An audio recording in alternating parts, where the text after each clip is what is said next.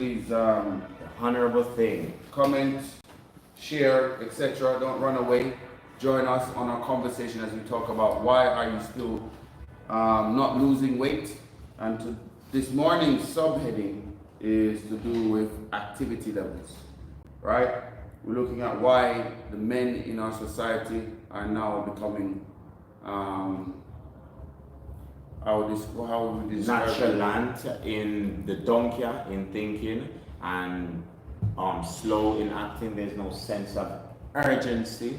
Right. You know, the compliance, the how would you say, the adrenaline as such. And I dare say when we break down the food, the cellular level, at the cellular level, we find that food are affected by the farming, the industrial channel that they go through, which cause foods to now be herbicide, germicide, pesticide, insecticide. So with all of these different sides, we find that the pharmaceutical effects of food and neuroceutical effects that sometimes miss the insect who they were intended for. These parasite, insecticide, miticide, germicide, herbicides, who end up taking a side, Jay. Yeah. So isn't that suicide, homicide? Yeah, and I mean, generally speaking, just what's happening to food these days is having a hormonal impact on males. Males are developing more, there's more man boobs. There is more estrogen. But there's just, the chemical makeup of a man is changing, and we are seeing it through the temperament and the response of how males carry on in the society. They say, my grandfather has 2 times the amount of testosterone that I have. And what's changing this time since between my grandfather's generation and now is that my activity levels has changed, and the types of food that I'm being pushed in front of me, because if I want the same food, I can find it. The foods that are being made available or the foods that are convenient for me to consume are changing my biology and my DNA. Right? So men are no longer men at a chemical level. Men have been removed from where they are at a hormonal level. We were speaking to some men yesterday who were playing dominoes in the middle of the day, loitering. Yeah. And Jason, these men, we were speaking to them about a challenge we were having, and their response, it was very strange. Well, first we had observed analytically the very approach, the unwillingness. There was just a reluctance to even entertain the conversation. We do highlight that the foods that we consume affects our mood. We definitely identified the mood. It was distinct that the mood was nonchalant. It was laid back. It lacked drive. It lacked adrenaline. Right. Within the thinking, the words that were being used, they were poor. They weren't much thought put into the words, because we know the foods affect our focus. So within this dialogue, if you like, this exchange of words, we were actually running an experiment unknown to them. But with the research, with the feedback, the data that we had gathered, we were able to compare to persons of a more controlled diet, with a more transparency in their thinking, no brain fog, being able to properly process the thought and formulate a decent sentence. So right. I mean, it leads to the wider society. I mean, I'm always picky on males because I think they should be somewhat a bit stronger because of our chemical makeup. But throughout the entire society, even the young boys now, when you're interacting with them on the street, yes, society has changed, society has evolved. However, we're not paying attention to the changes in our food, to the changes in our water, to the changes in our activity levels, and realizing that as the human beings that we are, these things have an impact on, as Jason just highlighted, mood. It has a negative impact on how we process, how we focus, how we discuss. But with no further ado, let's dive into the discussion this morning on activity levels.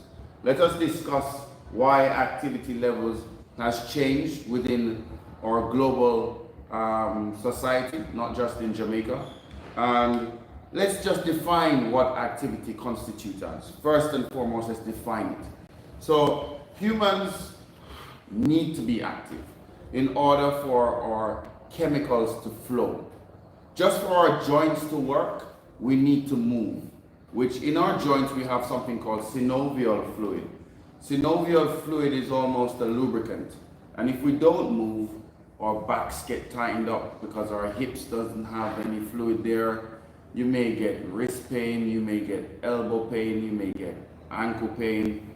You may get all kinds of joint pain, which leads to musculoskeletal pain, etc., just because of lack of movement. Circulation in effect. So it's imperative, like it's not a choice that we have. It is absolutely mandatory for human beings to move, for our bodies to function. It's like me saying that brand new Ferrari that you bought has to have a special lubricant poured in it every single week. And if you invested $500,000 into a brand new Lamborghini and you decided that you're not going to put this lubricant, you will pay. And you will pay lots of money. And it's the same thing happening to humans. We are not moving, therefore we are paying in hospital bills. We are paying in visiting the doctor. We are paying in complaints. We are constantly complaining. You said two things that got me thinking. Sitting in a Lamborghini, I was thinking, could one be sitting in a Lamborghini without being in a vehicle? Could I be perhaps comprise a Lamborghini body? Couldn't I construct a Lamborghini body? I mean, if we were to look at body as models of vehicle, how many of us are walking around as Lamborghinis? Right. And in terms of taking care In terms of taking of care that body, and taking care of of the that body structure. is self-love. It's self-love. Right? It's a sign of self-love. A lot of people call it vain. I think you misconstrue. You look at persons who are celebrating their hard work and see it as, I've had it before. You know, when you work hard to get into your greatest shape, you want to recognize that for yourself. I mean, they say if you have it, you flaunt it. But I guess a lot of people are on the other side who are not as confident, who have challenges in terms of self-esteem because they haven't experienced that journey, look on the other person as a negative. But again, I'm deviating a little bit here. We want to constitute what we're talking about in terms of activity. And the World Health Organization, known to most of you as the WHO, which is apparently the leading body on who advises us on how to keep healthy, has particulars through scientific research on what we need to do for the body to work properly. And the first thing that they recommend is 150 minutes of activity per week. 150. Right? And they are specific about the activity. The activity needs to be from intense, right, to vigorous. So mild is not good enough. Yeah, mild and moderate. The excuse that many people give that I walk to my car or that I I climb the stairs at work. I'm active. Okay, you're not active. Okay, let's just get that. Too many people mention that when I speak to them on the road, or I speak to them when they come in for consults, etc.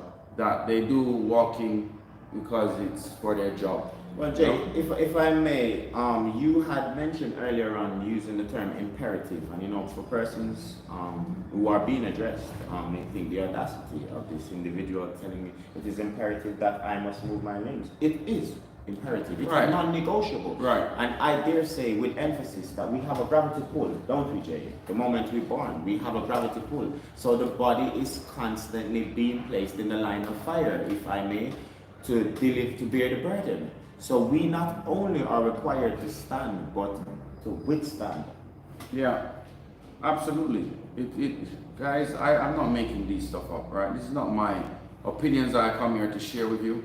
I come here to share with you scientific literature, and I break it down for it to be as simple as possible. These are not my opinions. These are just facts. The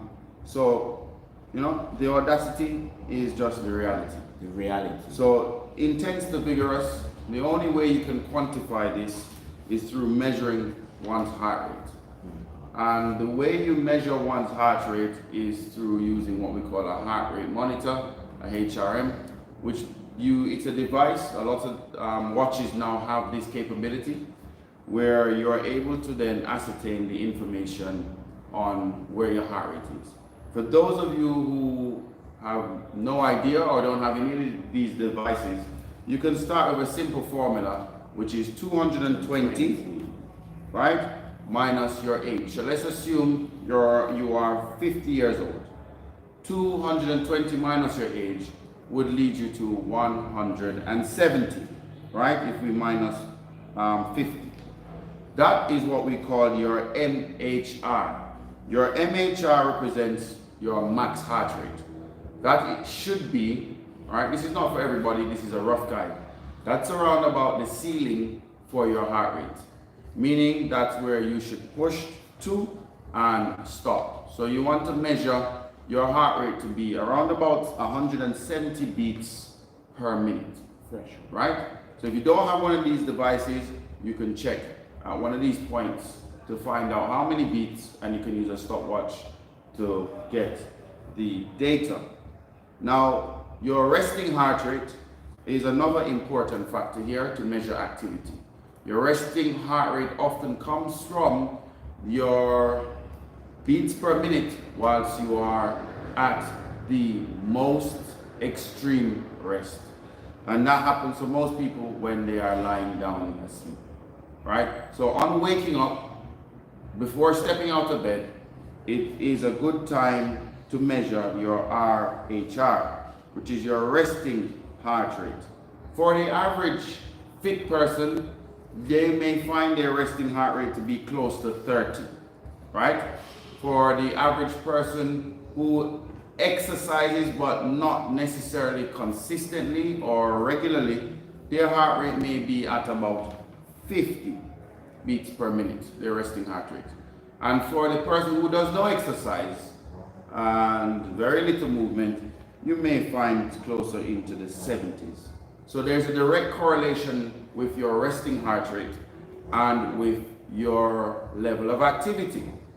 What this equates to is also the mention that your resting heart rate being as low as 30 means you are having less beats per minute. This is over half less beats per minute than the person who is inactive. What does that mean for you? That means your structure, your organs, if your heart is beating and it's carrying blood flow and it's what's carrying around the important parts of the body, working ability of blood flow, then it comes to looking at you are working less. If you are working 40 beats per minute less than the person who's extremely fit, that means you're going to have less damage on that body structure, which potentially gives you more lifetime, right? So a lot of the animals out there who have very low resting heart rates, animals like the blue whale has a resting heart rate of about 2 beats per minute. These animals live a lot longer than the average mammals. That's a good way to Right? So your resting heart rate matters, and the only way to get it down is through activities. okay. So Activities vary from mild, moderate, intense to vigorous. right. You should be looking at different ways for persons. Some of your excuses are, if I exercise or if I exercise too hard, I have pain. Well, there are different exercises that one can do. We can exercise while sitting. So you can ride a bicycle. You can exercise whilst having no impact on the joints, such as using a cross trainer or a rower machine, right? However, you can also now exercise whilst doing no movement whatsoever. And this comes from the benefit of the sauna, right? The sauna, for those of you who do not know, is a room that goes up to around about 200 degrees Fahrenheit, and it creates an environment where your heart elevates and your body pushes toxins through your pores, and the elevation in heart rate reaches to around about moderate heart rate for most people, especially the ones who are inactive. So the sauna carries benefits of exercise without you doing any exercise. So it's thermotherapy. Right. So there are multiple ways to get the benefit of exercise without having to do what you think may be intimidating. Because for some, when I stop exercising and I have to pick up the mantle again to do it, it is intimidating because you're almost starting over from scratch, and nobody likes to do things that they're not good at, right? It's just a human problem that we have. And none of us in this world are born with any of the skills that we now have. Learned skills. Right? You may have talent which puts you slightly ahead of your colleague, but these talents aren't what separates you for the long term. It is hard work and consistency. So therefore, I often say to persons who are shy or intimidating by starting something new, everyone has to start something new. Okay? It's just the person started before you, why their competence is ahead of yours. So for those of you who are feeling any negative sentiments or feeling anything that may bewilder your process of exercise, please put that aside and just start with doing something today that you didn't do yesterday. Yeah, and I mean, you know, when it comes down to confidence, you really want to understand that the clock is ticking and we have that responsibility of rejuvenating. We have to turn back the clocks as best as we possibly can by practicing anti-aging. And if you think the bill for not doing anything is great, wait until you receive the bill for not doing anything. Basically, if you think the bill for doing activities is great, wait until you receive the bill for not doing it. We can break this down for you guys. Alright, so gym membership around the world is as cheap as $10 US per month. I dare say, Jay, it's never an expense, it's always an investment. This is an investment, exactly. And if you can't afford to spend $10 US a month to go to a gym, you have outside for free. So you can literally invest your time only, no currency. And what does this prevent you from doing? A hip replacement in the US, I'm using US dollars as a quote because it's an international standard. A hip replacement now is roughly about $30,000 US, right? At the cheapest. So if you do the cost benefit analysis, you will realize that the long-term effects on the surgeries that you may have to do and the medications that you have to take for the period of time you have to take them, it was worth your while investing your time into just moving. Because I'm not here campaigning for you to do the most strenuous or intense exercise. I'm just asking persons that it's worthwhile considering walking, right, and doing basic strength training, which could be farming or some push-ups, sit-ups, and some pull-ups. It's nothing out of the ordinary. We're not asking you to participate in sport. We're asking you just to keep your body moving. Because longevity is not always with the persons who do the most intense training. This is where we discussed a few weeks ago to do with the bodybuilders / powerlifters. It's not the people who have the biggest muscles are living the longest. So don't assume that gym means that you're going to get the best returns. Yes, it may improve your situation.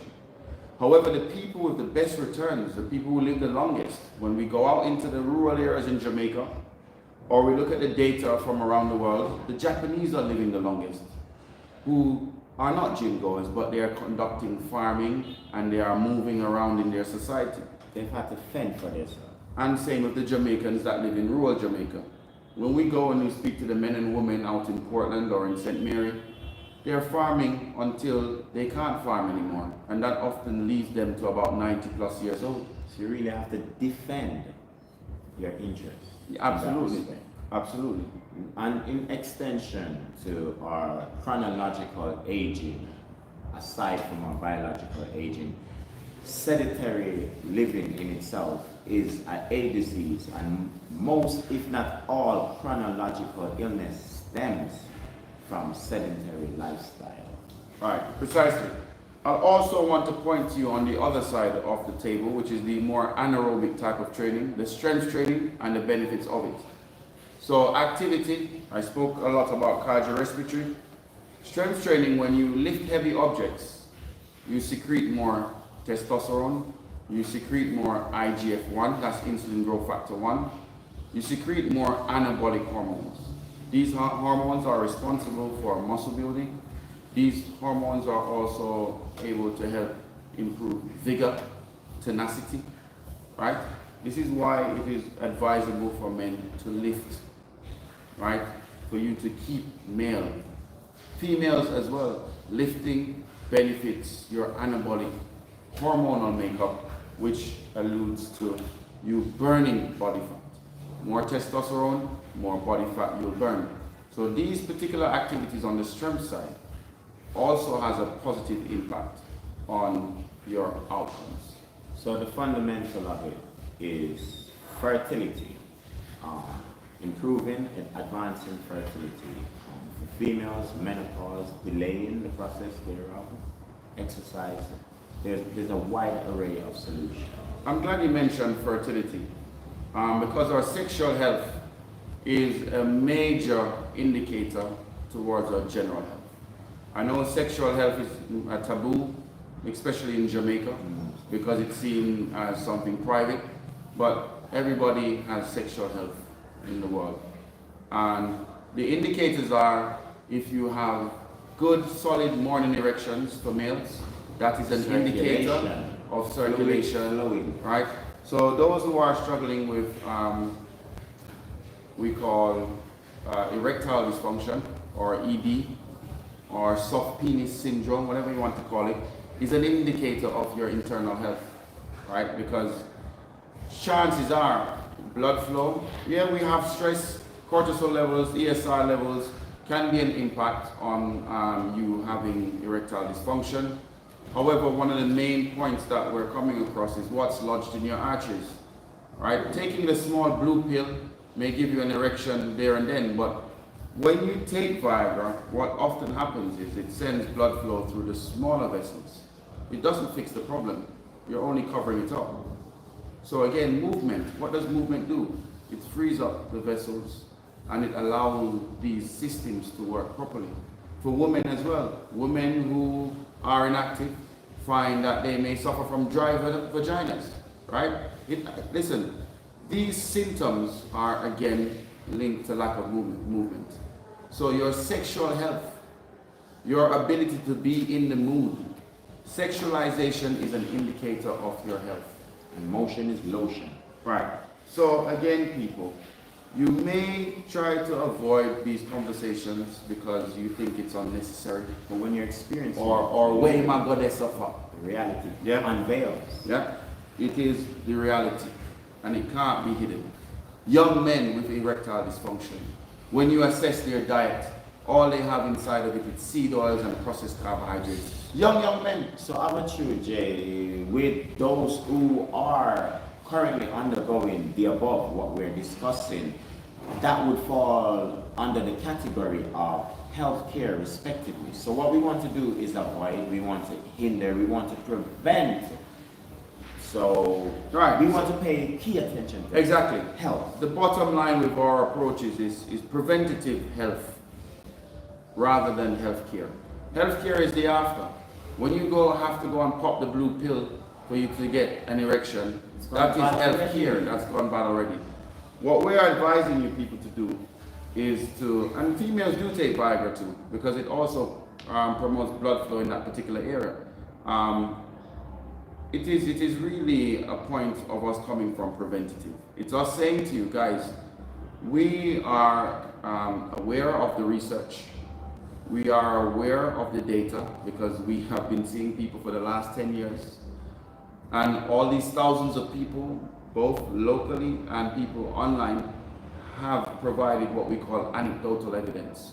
We have large cohorts of anecdotal evidence which points towards what is best for human body. And we're only here giving you the information for you to be able to utilize it for better health. And why does it matter to us so much about Jamaica having better health? Because if we want to increase our wealth, we must start with addressing our expenses. And one of the large expenses, go and ask the Minister of Health, Dr. Tufton, or Dr. Alfred Dawes, the opposition spokesman on health, on what the biggest costs are in the hospital now. And one of the biggest ones is taking care of people who are in the hospitals, occupying the hospital beds because they have diabetes, because they have hypertension, because they have lifestyle illnesses, or as Jamaicans call it, non-communicable disease, NCDs, disease that are prevented from your lifestyle. That is a big word, I dare say. But Communicative. So. Yeah, but the point is that I must reinforce. This is a cost on the whole society. The government doesn't get its money from manna in the sky. Oh, I assure you, I'm aligning with the thought concept. What even more so, I'm saying that in regard to the detriment of health, it's often recognized from a physical standpoint. But I dare say that internally we are eroding away our very thought process.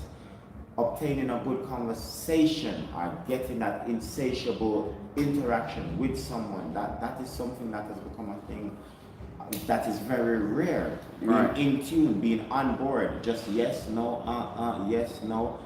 It's just not there because the conversation, the focus that is required to deliver, it's just not there. It's just not there. Absolutely. It is so, guys, this is absolutely critical. As we were pointing out, the expense on the society, government gets funding through collecting tax from the population. So we're the ones essentially paying for the increase in persons in these hospitals. So I dare say, if we're not careful, we're actually contributing to the condition by sending the wrong messages to individuals. I think that's unreasonable. I think that's unreasonable, Jason. But in terms of for us to lifestyle overstep. changes, But we can't blame persons after us. We have to provide health care in a compassionate way. If perhaps a different approach. I mean, yes, we need to change our approach, but we can't blame people for them having diabetes or hypertension. Or we cannot look at it from a negative standpoint where we're saying, you know, why you caused that, so you bear the bill, or you know, we could have prevented this. We have to be compassionate to some extent. We can begin by looking at where it stems from. Absolutely. The very cause to such an effect. Absolutely, absolutely. I agree with that.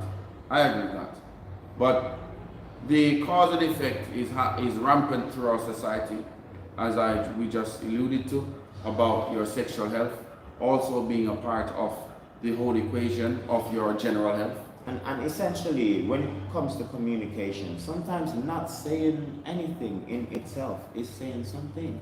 Right. So and your body's always speaking to you. Yeah. So you know, by us embarking, it speaks volumes to those around us. It impacts them in such a way that, you know, word doesn't amount to the expression of the gratification.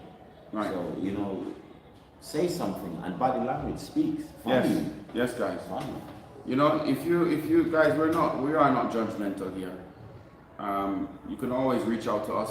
We will answer your questions privately, publicly, if we can. Provide you the information that you need. We are trying to promote improvements, right? Because I mean, I did a talk the other day at a church. I did some body fat tests and some BMI checks, and the whole church, the whole congregation, are at health risk. And you know, the sad part is the very Bible that we are going to church to read and the prayers that we're making are also in tangent with better health. However, we are as a nation in poor health. We're in the worst health that we've ever been. And I challenge the church leaders out there. You must become an example pretty soon. All the pastors out there, right? You must start getting yourself in good shape. Because you're the shepherd that leads the flock. Position of leadership. Yes, it starts through leadership too. So all the pastors out there with big belly and all the pastors out there who don't think it's important to be in good shape, I challenge you now. I challenge you to read that book that you stand over. And I can point out a myriad of scriptures inside of it, which talks about taking care of the temple of God. Yeah? Because you only get one. You can't go and buy a second one. Well, I think respectively, Jay, persons of such designation really tends to give command verbally, but when we are talking from a physical standpoint, when you walk in a room and you command the attention of the surroundings, what's that feeling? Describe that. It's the pastor saying, do what me do. Or do what me say, but not do what me do. Yeah? That's the pastor. But when you command... And the pastor, listen, you pastors, I have it for you now. I have it for you pastors now, because you don't want to take me on. Because at the end of the day, shepherds who lead the flock. Think about the shepherd carrying the lamb or leading the lamb.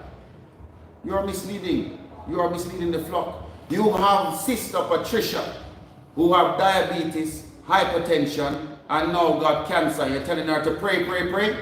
Prayer is important, but what about changing her lifestyle? What about being preventative before the congregation reaches that point? Prayer is almost a manifestation of the things that you want. But information is Yes, needed. information. So I mean, guys, we're not going to even push in here. Let's just answer the few questions we have that's coming here, or the points, and acknowledge our people at home, and start wrapping up this conversation this morning. We have Anne-Marie Long. Good morning, Anne-Marie. Thanks for joining us. Healthy foods are expensive in Jamaica. You are almost pushed to unhealthy foods because of cost. Anne-Marie, that is not true. Anne-Marie, depending on where you're living, in some parts of Jamaica, you can pick off of the tree. Right? If you go downtown to Coronation Market, if you're in Kingston, you will find foods that, let's talk about one of the ultra processed foods that's readily available for cheap. We have bread. Bread is cheap, right? And you have biscuit, right? So you might say, I'm going to eat biscuit and bread because it's cheap. However, you have foods that come from the ground which are the same price. So Anne-Marie, we must take this up at another time. That, Anne-Marie, is not an excuse. Okay? I hear where you're coming from, Anne-Marie. You do have a point. The processed food is made more available to you, and it push. When you go to the shops, even in the country, when you go to the shop, them on the road in the country, you have box juice, biscuit, bun, cheese, all of the processed goods them inside of those shops. Organic is also available. When you have food, no, but when you have fruits falling off the tree outside, I've seen it. With an extra effort. I go downtown to the market and speak to the ladies by the market. And the ladies at the market downtown are going to buy food, box food, when they are selling soursop. Yes. It is because most of you are addicted to the sweets and the salts. It's what you feel like. Indulgent. You feel like something nice. Or because you feel like something nice. It's not because you want to nourish your body. Guilty pleasures. So Anne-Marie, sorry for jumping on you so aggressively. But it's all love, Anne-Marie. Turn your life around, Anne-Marie. Kenisha here mentions true. I guess she's agreeing with the point about the pastor then. Anne-Marie, again, I love what you did at the church. Ignorance in our downfall right now. Yes, Anne-Marie is needed in that way. And the pastor run me out of church. Accurate information. He politely run me out of his church because I was alluding to the congregation, not worrying about praying half the time, but making physical changes. Call me out for it. Anyway, we have one last one here, Jason, which is pastor about to rebuke you. Yes, classic queen. Yeah, the pastor run me out of church, man. Say my out of order. Well, you think that to begin with, if you have diabetes, you want to learn, you want to have the information. The pastor run me out the church, Jason, because I'm telling his congregation to change their lifestyle. And he's saying, no, they need more prayer. They need more prayer. Eh? So, That's More prayer needed. We have some generation change. No, but I'm telling you, I'm having a conversation with a as a nation, you know, because persons don't tend to see their best interest. They don't have their best interest at heart. Somehow, whether it's brainwash or whatnot. I don't know if you saw the clip the other day where we stopped the church lady on the street. I did. And the church lady said she got to church 7 days a week. The lady was obviously overweight, so she was obese, clinically obese. I'm not disrespecting her. No. That's the term that we use. She was clinically obese, therefore she has increased risk factors of chronic health issues, right? And the lady said she got church 7 days a week. I asked her if she exercised or eat properly. She said no. So I said, Mom, you find time to go to church every day and you can't look after your body? And she said, no, but we're going to try to do some exercise at church. We are going to try. It not happened yet. Well, try is different from triumph. And in all honesty, when we discuss herbicide, germicide, pesticides, it's just very hard to escape. We have GMOs in the food. It's very hard to escape. But have you heard chemicals. Tanisha saying here, pray the fat and sickness away? Classic Queen, Jamaica has a lot of GMO foods in the supermarket. We've got to get back to eating food since we've Natural, organic. Classic Queen, thanks for your contribution this morning. But guys, we have to end it here. We've gone over this morning. But with lots of love and care, please guys, let us turn around our unhealthy lifestyles. Not turn around. The pastor said turn around your wicked ways. But I'm telling you to turn around your unhealthy lifestyles. Young men, stop eating bun and cheese and drink boom. Your penis won't work anymore. Black juice and cheese. Right? Women out there, stop eating all these ultra processed foods. Your hormones won't work. You won't be able to have kids. You won't be fertile and your vaginas won't work either because they will be dry. This is the reality of what happens, guys, if you don't take care of your body. Change your evil ways in how you eat. Not turn your wicked ways, but change how you eat and you may also think differently. And we may stop killing each other because we are constantly aggressive. And just to rephrase what Jay had expressed, persons in position of power, please stop weaponizing information. You know yourself. Right, be an example. At least come out lean. Right? At least come out lean and be an example. Alright, that's another topic on what the MOH constitute as what you should do for exercise, but hey, that's another conversation. Alright. Stay rehydrated, people.